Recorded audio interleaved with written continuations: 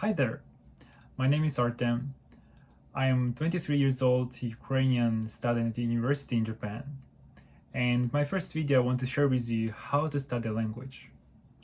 In this video I want to share 3 key features which you need to follow to be able to speak fluently a foreign language.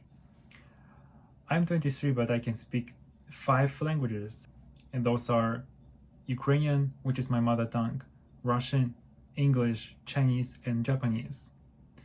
I was studying Chinese for 6 years, and in 2022 I passed HSK 6 only after 3 years of studying the language. And my level of the Japanese language is approximately N2 right now. And the fact that I learned these 2 languages in a short time to such high level gives me a reason to record this video today and to talk with you how to learn a language in a fast way. The first rule of studying any foreign language is to have a goal. If you have a goal, you would be much more motivated to study this language. Just think about why do you want to study English or French, Spanish, Japanese, Chinese, it doesn't matter. But why do you want to study this language? Do you want to go abroad? Do you want to live there? Or do you want to go studying abroad? Do you want to work in a company using this language? This goal will motivate you every day to study the language, to practice it, because the process of studying a language, it's not a one-day process, it's not even 1 year, 2 years, and you shouldn't be only motivated because you can't study for years only based on your motivation. You should have a reason to study the language. Just think about it and answer to yourself, why do you really need to study this language? Because when you have a goal, you will practice this language every day. You will study it as much as you can, and this will lead you to a good result. Because when you study a language with a private teacher only 3 times a week, and you think that after a few months you will be able to speak it fluently, it will not happen. The second important advice on studying languages is to use efficient exercises. Those things that will show you the results in the long term. For example, everybody likes to use these Anki cards, but in my opinion it's absolutely not useful tool, because it will only cover your short-term needs. Today I can learn easily like 30 words in Chinese or Japanese in using Anki card. I can remember them tomorrow, and the day after tomorrow I maybe will know only like 28, 25. After 1 month, how much? 20? 10? After 1 year. It's not a very good tool if you want to be able to speak language fluently. Because when you study a language, there are basically 3 things that we need to pay attention on. The first one, it's our input. Those are listening and reading. The second thing, it's our output, speaking and writing skills, and the process of thinking. Those are our grammar knowledge and also vocabulary. So when you think about one exercise to practice a language, you should define exercise which will cover all those 3 areas.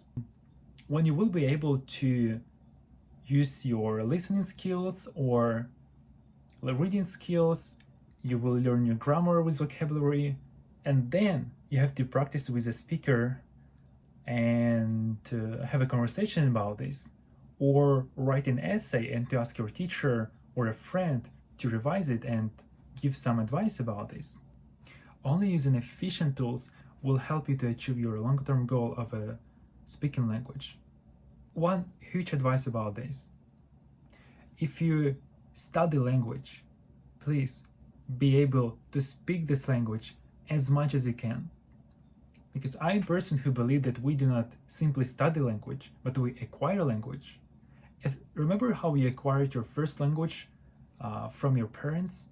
How you repeated your first words from your mother, father, your family? Study the new language in the same way. You do not simply study it, You have to use it. You have to speak with people.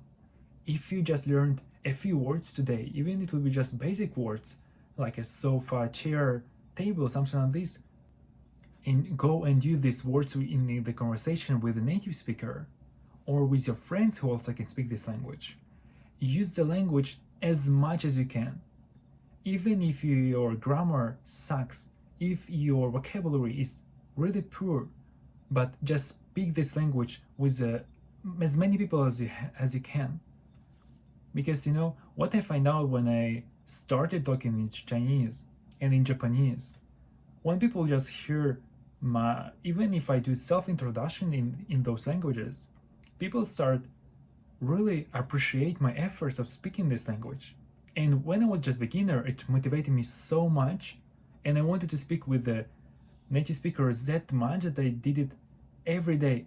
I had phone calls with the Chinese students every day for a couple of years when I was practicing Chinese with them, and I changed to help with them with other languages that I knew.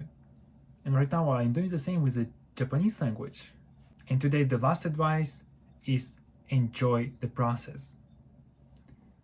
Because study one language is really hard. Study one language is not a straight path. There will be a lot of obstacles. And your path of the study language will probably look like this, with a lot of curves. The same with as you do anything else in your life. So when you met one obstacle, you don't know how to learn this difficult grammar, you think that your pronunciation is bad, you don't know how to pronounce this sound in the language, you should move your focus on the different things, because you can use the language in a lot of areas. For example, if you are really sick of studying grammar, you could just relax, go to listen to a song in this language, listen to the podcast, read a book in this language or articles, or as I mentioned before, just speak with somebody. It will keep you motivated, it will give you new knowledge of this language, and you will continue learning it step by step, and it will lead you to the proficiency in the future.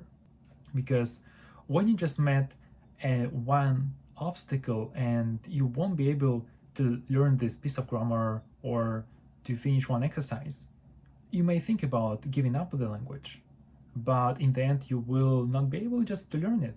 And is it really your goal? Do you really want to do this? I don't think so. If it's really difficult to study language, you will not do this for a long time. That's why you should enjoy the moment. You should enjoy the process of studying the language. And by doing this, you will be able to learn it in the end. I believe that by following the 3 simple steps, you will increase your chances of being able to speak in a foreign language fluently. Thank you for watching this video. Please remember to like it, comment below. I am waiting for you in the next video. Bye.